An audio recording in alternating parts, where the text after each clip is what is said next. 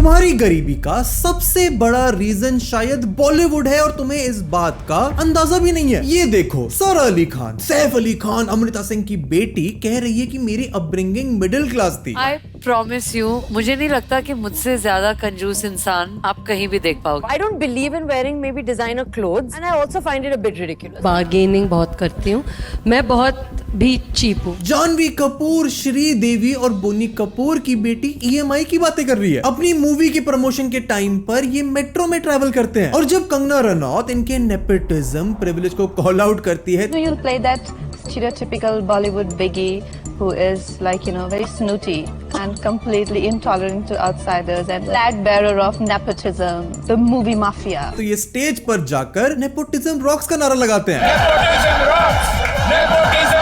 ये बात तो हम पहले ही अपनी एक वीडियो में कर चुके हैं कि कैसे मिडिल क्लास बनने का एक कंपटीशन चल रहा है बॉलीवुड सेलिब्रिटीज में। सबसे ज्यादा रिलेटेबल, मुझे मुफ्त की चीजें बहुत पसंद है। कितने का है? ये 950 का 500 में मिल जाएगा। सबसे ज्यादा गरीब, We sat on top of a bus also. यार ये 400 रुपए का डेटा रोमिंग नहीं लेती है। नहीं उसका बेस्ट है हॉटस्पॉट दो ना, हॉटस्पॉट दो ना। सबसे ज्यादा स्ट्रगल दिखाने का competition. My dad has never been in a Dharma film. He never went on coffee with Karan. मुझे अभी भी फील होता है, मुझे हमेशा ऐसा लगता है कि अगर मैं अच्छा काम नहीं करूंगा, मैं 200% नहीं करूंगा तो मुझे काम मिलना बंद हो जाएगा। और ये कंपटीशन इन्होंने खुद शुरू नहीं किया है, ये तो 70 साल से चल रहा है। जब बॉलीवुड ने तुम्हारे पेरेंट्स, तुम्हारे ग्रैंड पेरेंट्स और काफी हद तक तुम्हारी भी एक मेंटल साइकोलॉजिकल प्रोग्रामिंग करी है ताकि तुम अपनी जिंदगी में पुअर रहो। और वो प्रोग्रामिंग इतनी सक्सेसफुल है कि अमीर से अमीर बॉलीवुड स्टार्स गरीब दिखना चाहते हैं। लेकिन लोगों को ऐसा लगता है कि यार इनके पास ना बहुत होगा।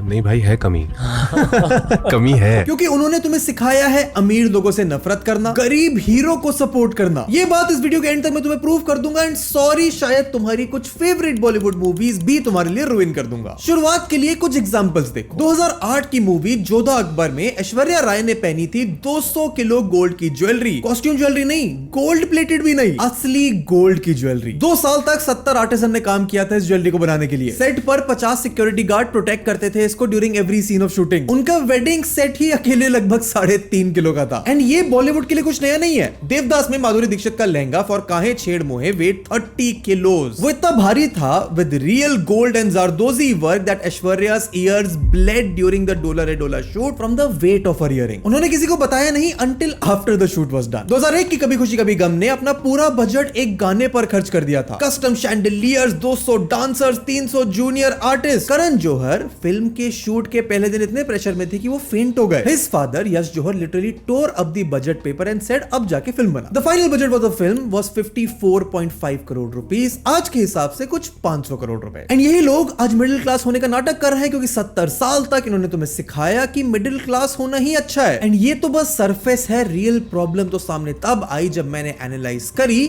जितनी बॉलीवुड मूवीज में कर सकता था एंड सब में एक पैटर्न दिखा। बॉलीवुड की लगभग हर फिल्म में विलन अमीर होता है, हीरो गरीब होता है, स्टॉक मार्केट स्कैम होता है, रियल एस्टेट या गोल्ड या महंगी गाड़ियां ही वेल्थ की असली पहचान है। एंड आगे with film, year, scene, actor, character में तुम्हें प्रूव कर दूंगा कि कैसे बॉलीवुड मूवीज ने वेल्थ को इस देश के लिए एक विलन बना दिया। इसके लिए हमने आइडेंटिफाई करे हैं 3 मेजर ट्रैप्स जो बॉलीवुड ने प्रोग्राम किए हैं हमारे तुम्हारे दिमाग में। एंड मोस्ट इंपॉर्टेंटली एक ऐसा ऑल्टरनेटिव जो तुम्हारे पेरेंट्स के लिए एग्जिस्ट नहीं करता था और आज तुम्हें दिखाया भी नहीं जा रहा है। एंड ये गेम कैसे 70 साल से चल रहा है उसको प्रूव करने के लिए हमें जाना पड़ेगा all the way back to 1957 जब शुरू हुआ तुम्हारे वेल्थ के परसेप्शन का moral hijack.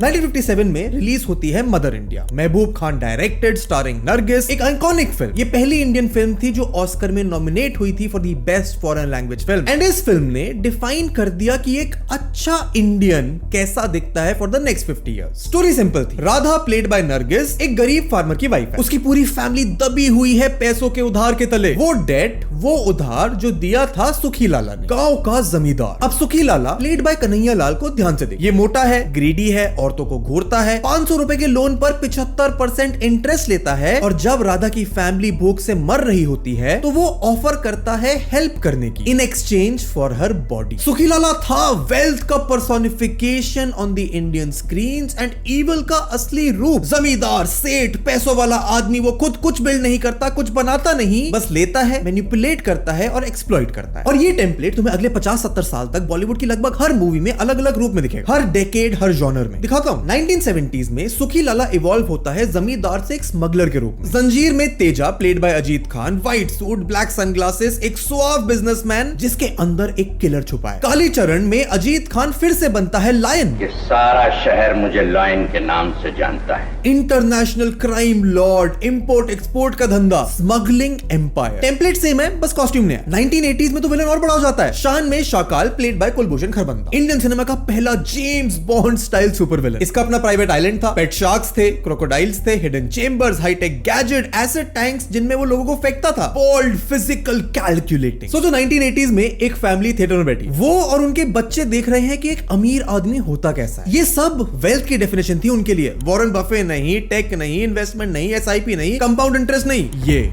And it doesn't stop there, क्योंकि 1987 में आती है mister India and Amrish Puri का मोगैम्बो बनता है the mount Everest of Bollywood villainy. Retired army general, dictator, India conquer करना चाहता है, सीक्रेट आइलैंड है विद मिसाइल्स, गोल्डन विग पहनता है, गोल्डन ब्लैक का आउटफिट है, हर उंगली पर रिंग्स हैं। उसका कैच फ्रेज भी है जो लगभग हर इंडियन बच्चे को याद भी है।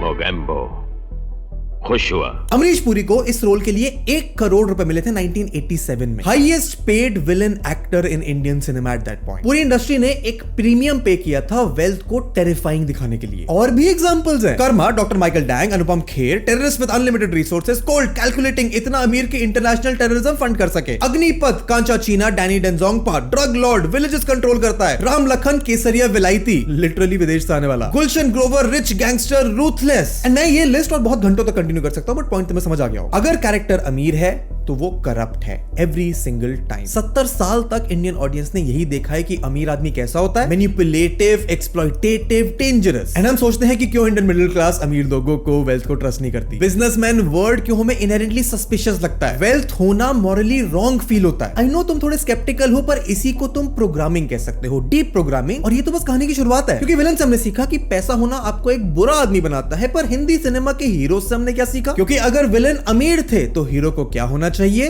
गरीब। और गरीब होना एक अच्छे आदमी की पहचान बन गया।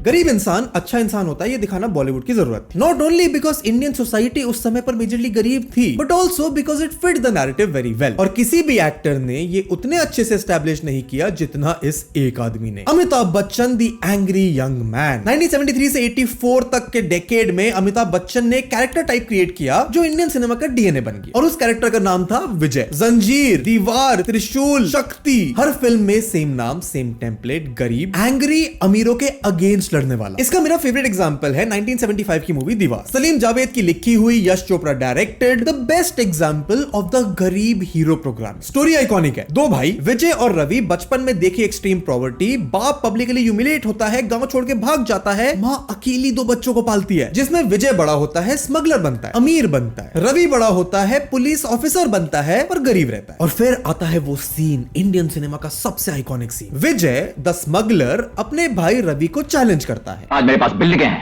प्रॉपर्टी है, बैंक बैलेंस है, बंगला है, गाड़ी है, क्या है तुम्हारे पास? और रवि जवाब में कहता है, मेरे पास माँ है। ध्यान से सुनोगे तो विजय एसेट्स लिस्ट करता है, बंगला, प्रॉपर्टी, बैंक बैलेंस, गाड़ी, ये सब एसेट्स हैं, फाइनेंशियल एसेट्स। और फिल्म कहती है ये सब वर्थलेस है, माँ के कंपैरिजन में ये सब कुछ नहीं है। पैसा कमाया गलत, वेल्थ कमाई गलत, क्योंकि गरीब रहकर अपनी वैल्यूज रखना ज्यादा सही है। ये सीन ऐसे ही आइकॉनिक नहीं है, 1975 से अब तक ये बार बार देखा गया है, जगह जगह इसे कोट करा जाता है, इसकी पैरोडीज बनती हैं, ये आज भी मेमोरेबल है, आइकॉनिक है। और हर बार ये एक सेम लेसन देके जाता है कि वेल्थ और मोरालिटी ऑपोजिट है and you have to choose one. Film का एंड भी देखो, विजय जो अमीर है मरता है भगवान के सामने मां की गोद में, और रवि जो गरीब है हीरो है, जिंदा है। और ये सिर्फ दीवार नहीं थी। जंजीर में विजय एक ऑनेस्ट इंस्पेक्टर है, गरीब है, अमीर स्मगलर से लड़ता है। त्रिशूल में विजय अपने अमीर बाप से बदला लेता है, उसकी कंपनी डिस्ट्रॉय करता है। काला पत्थर में विजय कोल माइन वर्कर है, माइन ओनर्स के खिलाफ लड़ता है। कूली में विजय रेलवे पोर्टर है, लिटरली एक कूली, रिच एक्सप्लॉइटेशन के खिलाफ लड़ता है। यू कैन थिंक कि ये इतना सीरियस भी नहीं है रस्टी भाई जितना आप उसे बना रहे हो, but you can not ignore the pattern. Hero हमेशा हमेशा गरीब है, हीरो हमेशा स्ट्रगल में है, हीरो हमेशा अमीर लोगों के खिलाफ लड़ रहा है, और जब हीरो अमीर बनता है जैसे दीवार में, तो वो मरता है। इसको डीप प्रोग्रामिंग नहीं, इसको मॉरल एजुकेशन कहते हैं, जो आपके अंदर डीप रूटेड छोड़ जाती है एक अच्छे इंसान की डेफिनेशन। और ये पैटर्न अमिताभ के बाद खत्म नहीं हुआ। 1986 में आई नाम, जिसमें संजय दत्त गरीब है, कुमार गौरव अमीर है और गलत रास्ते पर है। तेजाब में अनिल कपूर एक स्ट्रीट आर्टिस्ट है। 1993 की दामिनी में एक मिडिल क्लास औरत की लड़ाई है अमीर ससुराल के खिलाफ। एंड ये हिंदी सिनेमा की सबसे आइकॉनिक फिल्में हैं, तो तुम सोच सकते हो कि इनका क्या इंपैक्ट हुआ होगा। डेकेड्स तक इतनी सक्सेसफुल फिल्म में गरीब होने को नोबल और स्ट्रगल को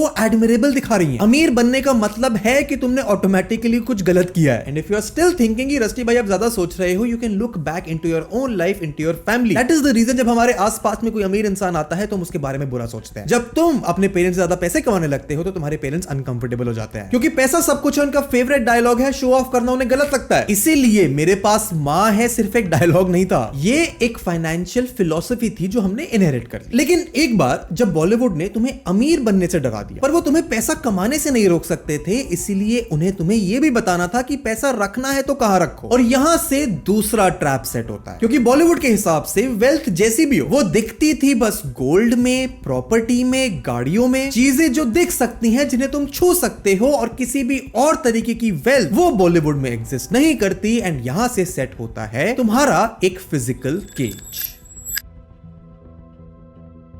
अभी तक हमने मूवीज और कैरेक्टर्स की बात करी है जो हमारे तुम्हारे टाइम से शायद बहुत पुरानी है, तो शायद तुम मेरी बात पर भरोसा ना कर रहे हो कि वो हमारे माइंडसेट को शेप कर भी सकती है। So let me take you on a little revelation journey. Indian घरों में पड़ा है लगभग 25,000 ton of gold. This is more than the top 10 banks of the world का combined gold reserve. America, Germany, Italy, France सब मिला के हम सबसे ज्यादा गोल्ड रखते हैं। इंडियन हाउस होल्ड में वेल्थ का 77% एक सिंगल एसेट क्लास में है, रियल एस्टेट। पूरी दुनिया में सबसे ज्यादा कंसंट्रेशन, किसी भी डेवलप्ड देश से भी ज्यादा। अब इसके कॉन्ट्रास्ट में देखो, इंडियन हाउस होल्ड्स में स्टॉक मार्केट का पार्टिसिपेशन है अंडर 5%, अमेरिका में ये 55% है, चाइना में 13%, हम लिटरली बॉटम में। मॉर्गन स्टैनली की एक रिपोर्ट के मुताबिक इंडियंस के पास स्टॉक से 3 गुना ज्यादा पैसा गोल्ड में पड़ा है, 3 गुना। तो नेचुरली ये सवाल वैलिड है कि ऐसा है क्यों? दुनिया की 5th लार्जेस्ट इकोनॉमी है, आईटी कैपिटल है, हमारे पास यूनिकॉर्न स्टार्टअप्स है, फिर भी गोल्ड, प्रॉपर्टी, एफडी में इतना पैसा, स्टॉक्स, बिजनेसेस, ग्रोथ एसेट्स में क्यों नहीं? क्योंकि हमारा परसेप्शन ऑफ असली वेल्थ दिखती कैसी है वो थोड़ा टेढ़ा मेढ़ा है। इसके लिए भी मुझे ज्यादा दूर जाने की जरूरत नहीं है। मेरे, तुम्हारे, हम सबके घरों में शादियां होती हैं, एंड हम चाहते हैं कि किसी ना किसी तरह हमारे घर की शादियां भी बॉलीवुड की शादियों जैसी दिखे। हर अमीर इंसान की पहचान हमारे लिए है सोना, सोना और सिर्फ सोना। एक अमीर इंसान की, एक अमीर कैरेक्टर की वेल्थ की पहचान होती है उसका घर। हम लिटरली अमीर लोगों को बड़े घर के लोग बोलते हैं। और गाड़ियां, विलन की पहचान है इंपोर्टेड कार, किसी हीरो की जर्नी ही साइकिल से कार तक होती है। आई होप अब तुम अग्री करोगे।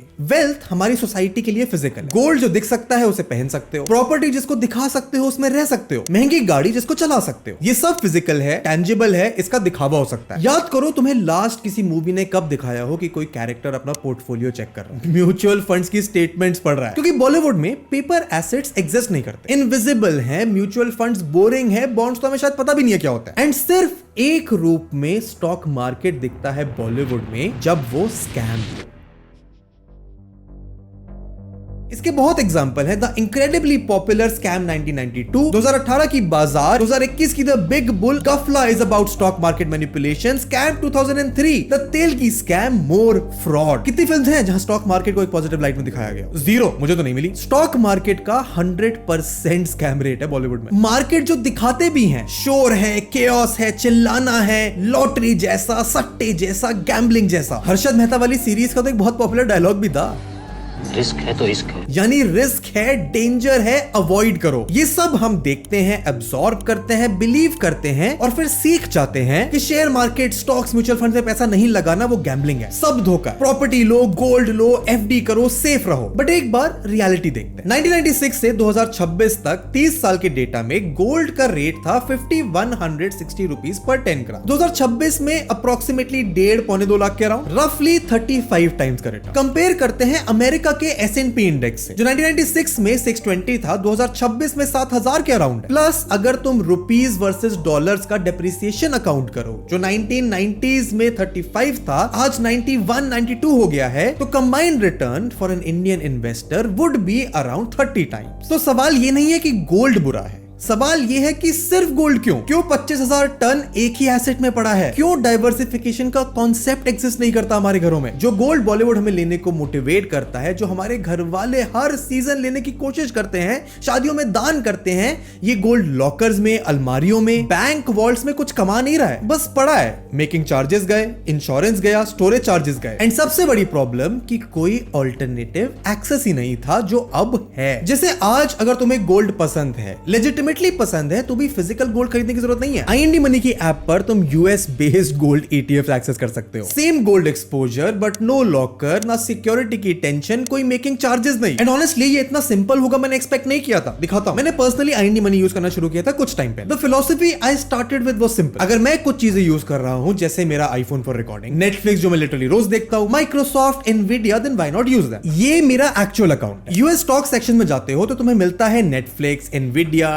एप्पल, माइक्रोसॉफ्ट, गूगल, टेस्ला, सब कुछ। अब नॉर्मली एक एप्पल शेयर का प्राइस है अराउंड $260, मतलब 25-26 हजार रुपए। बट IND मनी की ऐप पर तुम फ्रैक्शनल इन्वेस्टिंग कर सकते हो, मतलब तुम 100 रुपए से स्टार्ट करके एप्पल के शेयर का एक छोटा हिस्सा ले सकते हो। फुल शेयर नहीं चाहिए, जितना अफोर्ड कर सकते हो उतना लो। मैंने भी ऐसे ही स्टार्ट किया था। एंड इसे बाय करना भी बहुत सिंपल है। स्टॉक सेलेक्ट करो, अमाउंट डालो, कंफर्म करो एंड डन। अगर तुम्हें gold ETF, silver ETF, copper ETF किसी में भी इन्वेस्ट करना है, प्रोसेस सेम है। अगर रेगुलर इन्वेस्ट करना है तो SIP स्टार्ट कर सकते हो सिर्फ 500 रुपए से। हर महीने ऑटोमेटिकली इन्वेस्ट होता रहेगा। इसे सेटअप करना भी बहुत आसान है। IND मनी की ऐप डाउनलोड करो, उसमें अपने इंडियन फोन नंबर से साइन अप करो, अपना KYC वेरिफिकेशन करके 10 मिनट के अंदर अपना यूएस स्टॉक्स अकाउंट ओपन करो। जैसे ही तुम्हारे यूएस स्टॉक्स अकाउंट में फंड ट्रांसफर हो जाएंगे, तुम इन्वेस्टमेंट करना शुरू कर सकते हो। एंड अगर रेगुलर इन्वेस्ट करना है तो तुम SIP सेट कर सकते हो। सिर्फ ₹500 से स्टार्ट होता है, हर महीने पैसे ऑटोमेटिकली इन्वेस्ट होते रहेंगे। द ओनली कॉन्ट्रास्ट इज कि इसमें वो श्योर नहीं है जो स्कैम 1992 टाइप सीरीज में देखा। वो केओस नहीं है,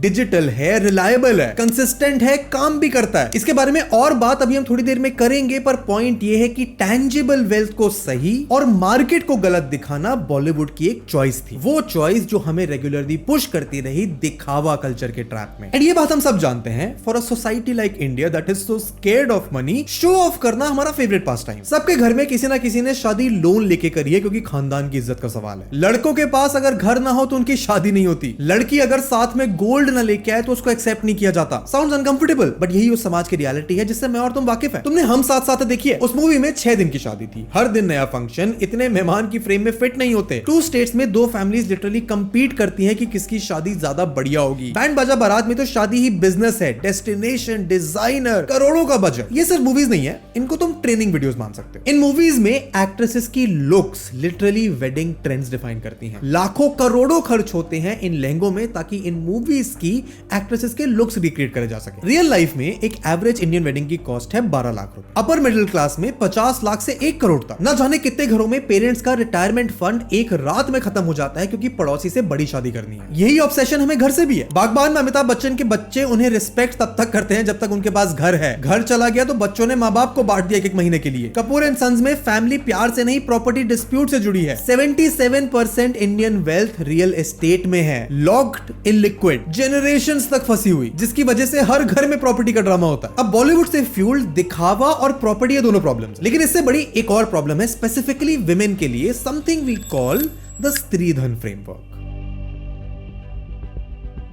विवाह याद करो, एक सिंपल फिल्म है, मिडिल क्लास फैमिली है, लेकिन दुल्हन बिना ज्वेलरी के निकले इम्पॉसिबल। हार चाहिए, मांग टीका चाहिए, नथ चाहिए, बैंगल्स चाहिए। हम्प्टी शर्मा की दुल्हनिया में आलिया के पापा पूरी फिल्म में स्ट्रगल करते हैं। क्यों? क्योंकि उन्हें बेटी को सही ज्वेलरी देके भेजना है, उनकी इज्जत का सवाल। और ये सब होता है स्त्री धन के नाम पर। स्त्री धन मतलब ये औरतों का है, इमरजेंसी हो जाए तो उनका। सुनने में प्रोग्रेसिव लगता है, रियलिटी में बिल्कुल उल्टा है। क्योंकि वो गोल्ड कौन डिसाइड करता है कब खरीदना है? फैमिली। वो गोल्ड कौन डिसाइड करता है कहां रखना है? ससुराल। वो गोल्ड बाहर कब आता है? शादी में, फंक्शन में दिखाना हो तब। इमरजेंसी में अगर बेचना पड़ जाए तो ये तो खानदान की इज्जत है, कैसे बेच दे? नाम स्त्री धन पर कंट्रोल जिस स्त्री का है उसके अलावा सबका। अगेन मैं ये नहीं कह रहा हूं कि गोल्ड गलत है, गोल्ड ने वैल्यू दिया है। सेंट्रल बैंक्स भी गोल्ड रखते हैं। 2023 में 1000+ टन गोल्ड खरीदा गया दुनिया भर के सेंट्रल बैंक्स के द्वारा। गोल्ड एक सॉलिड एसेट है, बट गोल्ड ही क्यों? सिल्वर भी एसेट है, सिर्फ बर्तन और ज्वेलरी में नहीं। ये सोलर पैनल्स में लगता है, ईवीज में लगता है। इंडस्ट्रियल डिमांड इतनी है कि 50% सिल्वर इंडस्ट्रीज में जाता है, कॉपर क्यों नहीं? एक ईवी में 3 से 4 गुना ज्यादा कॉपर लगता है एक पेट्रोल कार से। फ्यूचर का मेटल है ये। प्लैटिनम क्यों नहीं? गोल्ड से भी ज्यादा रेयर है। 70% सप्लाई सिर्फ साउथ अफ्रीका से आती है। यूरेनियम क्यों नहीं? न्यूक्लियर एनर्जी का फ्यूल है, एआई को एनर्जी चाहिए, डेटा सेंटर्स को चाहिए, क्लीन एनर्जी के फ्यूचर को चाहिए। पॉइंट इज स्त्री धन या किसी के लिए भी धन सिर्फ फिजिकल क्यों? स्पेशली तब जब ये सब तुम IND मनी पर मेटल ETFs के थ्रू आसानी से एक्सेस कर सकते हो। Gold, silver, platinum, uranium, copper सब खरीद सकते हो। 100 रुपीज से फ्रैक्शनल इन्वेस्टमेंट कर सकते हो, 500 रुपीज से SIP सेट कर सकते हो। बट ये सब सेकेंडरी है। मेन बात ये है कि ये अनलाइक बॉलीवुड तुम्हारे डीमैट अकाउंट से लिंक्ड है, तुम्हारे नाम पे,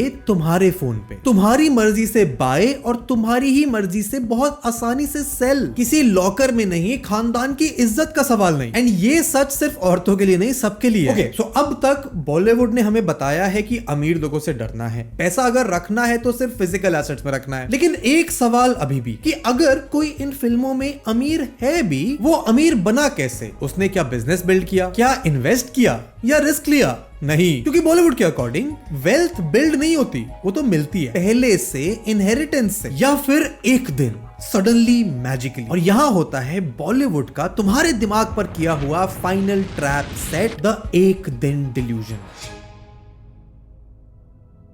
बॉलीवुड की किसी भी मूवी में अगर तुम्हें कोई अमीर कैरेक्टर आज से आगे दिखे तो सिर्फ एक सवाल पूछना, ये अमीर बना कैसे? इंट्रो में हमने K3G की बात करी थी ना, Raichand family, Amitabh Bachchan as Yashvardhan Raichand, Raichand industries के मालिक, बड़ा मैंशन, हेलीकॉप्टर, गाड़ी। और फिल्म ने कभी ये नहीं बताया कि ये रायचंद फैमिली करती क्या बनाती है, क्या बेचती है, कितनी प्रॉफिटेबल है, कुछ भी नहीं। वो बस अमीर है पहले से। शाहरुख खान जो राहुल प्ले करता है, रायचंद एम्पायर का वारिस, उसका काम क्या है? बिजनेस बिल्ड करना नहीं, उसका काम है परिवार का नाम रोशन करना, ट्रेडिशंस को फॉलो करना, सही लड़की से शादी करना। अमीर तो वो पहले से है, उसको बस मैनेज करना है। Let me prove this pattern even more कि बॉलीवुड के हिसाब से वेल्थ एग्जिस्ट करती है पहले से जादू से। आई नो तुम थोड़े से स्केप्टिकल अभी भी हो कि रस्टी भाई तुम ज्यादा डीप जा रहे हो बिना बात के, तो let me prove this pattern even more कि बॉलीवुड में वेल्थ हमेशा एग्जिस्ट करती है पहले से, जादू से। किसी ने बनाई नहीं, इन्वेस्ट नहीं किया, रिस्क नहीं लिया, बस है। और तुम्हारा the viewer in the real life का काम है या तो तुम भी वेल्थ इनहेरिट कर लो या अमीर इंसान के अगेंस्ट लड़। थर्ड ऑप्शन कि खुद कुछ बनाओ, वो ऑप्शन नहीं। पैटर्न देखो, DDLJ में अमरीश पुरी लंदन में एक सक्सेसफुल बिजनेसमैन है। बिजनेस क्या है? किसी स्टोर की चेन, इंपोर्ट एक्सपोर्ट का काम नहीं पता, बस अमीर है। मोहब्बतें में अमिताभ बच्चन एक एलीट बोर्डिंग स्कूल चलाते हैं। स्कूल कैसे सक्सेसफुल बना?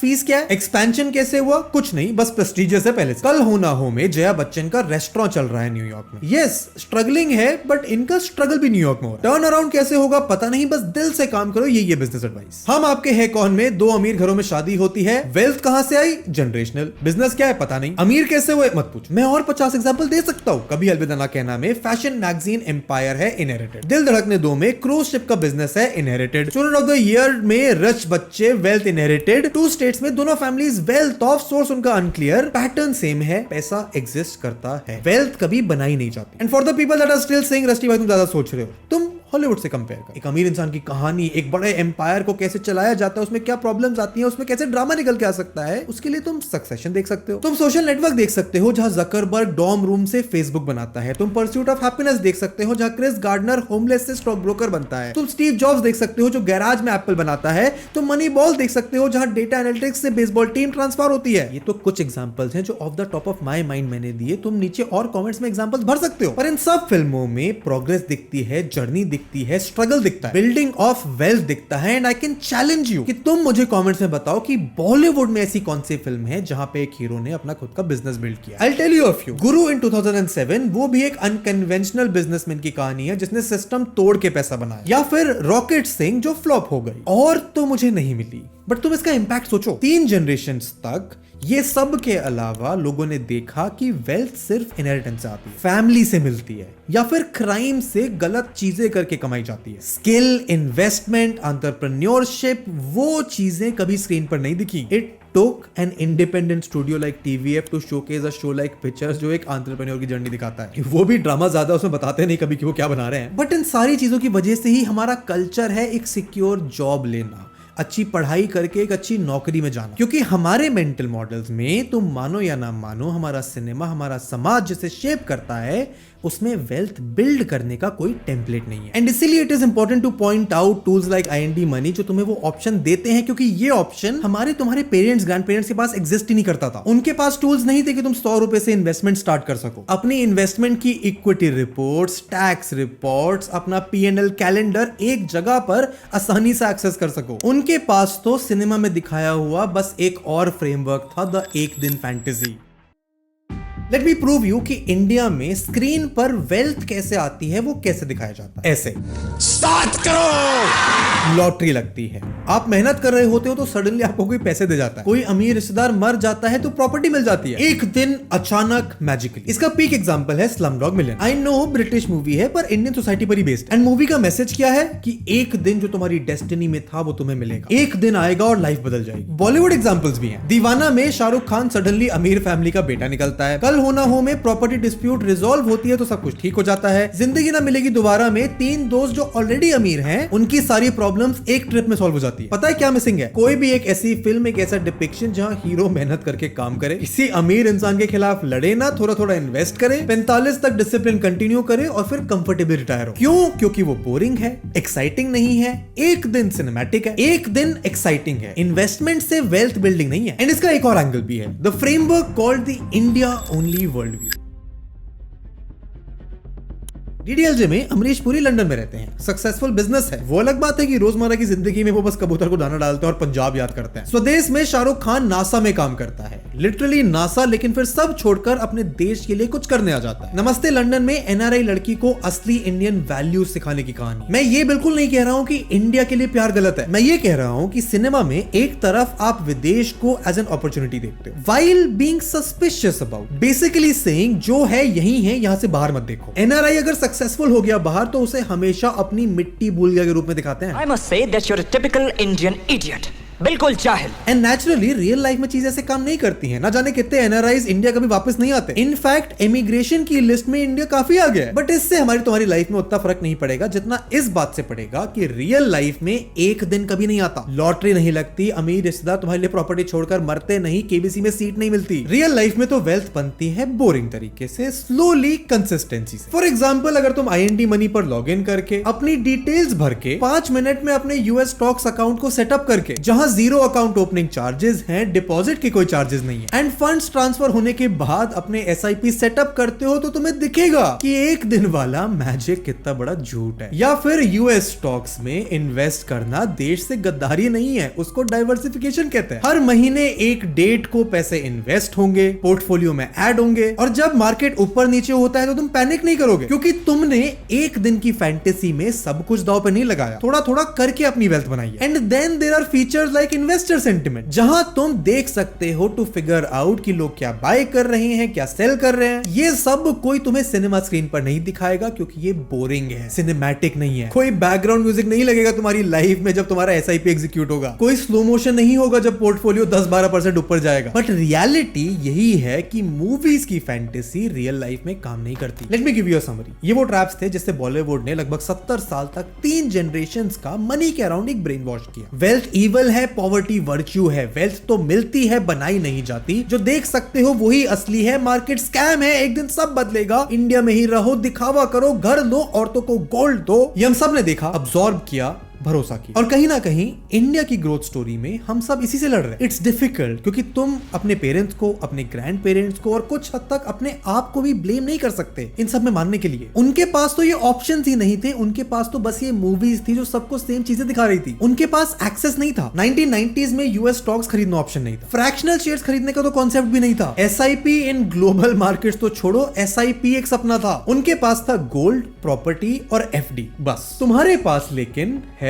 चॉइस, और चॉइस के साथ आती है रिस्पॉन्सिबिलिटी कि तुम वो गलतियां रिपीट ना करो जो हमारी जनरेशन इनहेरिट करती आई है। प्रैक्टिकली बोलूं क्या करना है तो जवाब सिंपल, अपनी वेल्थ करने की रिस्पॉन्सिबिलिटी अपने हाथ में लो एंड फंडामेंटली डाइवर्सिफाई करो। जैसे निफ्टी 50 में इन्वेस्टमेंट अच्छा है, बट सिर्फ निफ्टी 50 क्यों? IND मनी के साथ तुम S&P 500 भी देख सकते हो, अमेरिका की बेस्ट 500 कंपनीज में इन्वेस्ट कर सकते हो। और जब डॉलर अप्रिशिएट होता है रुपी के अगेंस्ट, जो हिस्टोरिकली होता है, तो तुम्हारी इन्वेस्टमेंट की वैल्यू भी रुपीज में बढ़ जाती है। IND मनी पर तुमको अपने टैक्स डॉक्यूमेंट्स आराम से मिल जाते हैं with automated tax reports, pale and calendar है, डिविडेंड कैलेंडर है, अकाउंट ओपनिंग फ्री है, डिपॉजिट्स फ्री है, विड्रॉल फ्री है। तुम्हारे यूएस इन्वेस्टमेंट के लिए तो SIPC प्रोटेक्शन भी है अप टू $500,000 विच इज रफली 4.5 करोड़ रुपीस। लेकिन ये सब फीचर्स सेकेंडरी हैं। प्राइमरी ये है कि तुम्हारे पास अब वो ऑप्शन है जो तुम्हारे पेरेंट्स के पास नहीं था। तुम लिटरली 100 रुपए से शुरू कर सकते हो। तुम बोरिंग, कंसिस्टेंट, अनसिनेमैटिक, अनसेक्सी तरीके से वेल्थ बना सकते हो। कोई मोगैम्बो नहीं बनोगे तुम अमीर होके। कोई मेरे पास माहे नहीं आके बोलेगा तुम्हें। कोई लॉटरी तुम्हारी नहीं लगेगी, कोई एक दिन नहीं आएगा। बस तुम, तुम्हारा फोन और थोड़ा सा डिसिप्लिन। ये बॉलीवुड तुम्हें दिखाएगा नहीं, लेकिन काम यही करता। तुम्हारा जो फंडामेंटल वेल्थ का फ्रेमवर्क 1957 में लिखा गया था, उसे फाड़ने का टाइम आ गया। तुम्हें किसी रायचंद जैसे बाप की जरूरत नहीं है। तुम्हें किसी मिरेकल की जरूरत नहीं। तुम्हें बस शुरू करना है। जो टूल मैं यूज करता हूं उसका लिंक नीचे डिस्क्रिप्शन में। जिम्मेदारी तुम्हारी है, उसे चूज करो। यहां तक आ गए हो तो वीडियो को लाइक करो, चैनल को सब्सक्राइब करो। हमारी और deep dives on pop culture तुम यहां चेकआउट कर सकते हो। इन्हें देखो and I will see you in the next one. Good bye.